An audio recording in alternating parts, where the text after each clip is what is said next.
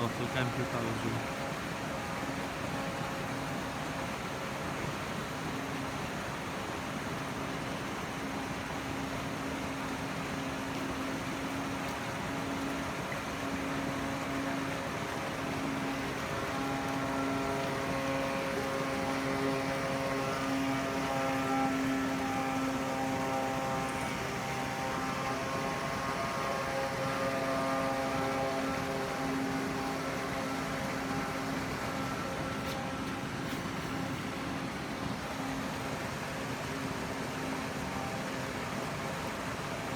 Bekleyin burada.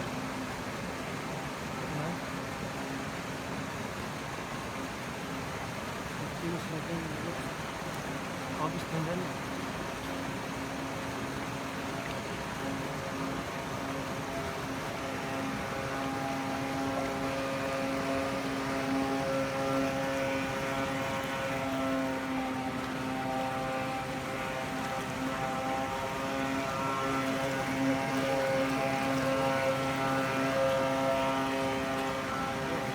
Bu işte bunu ne?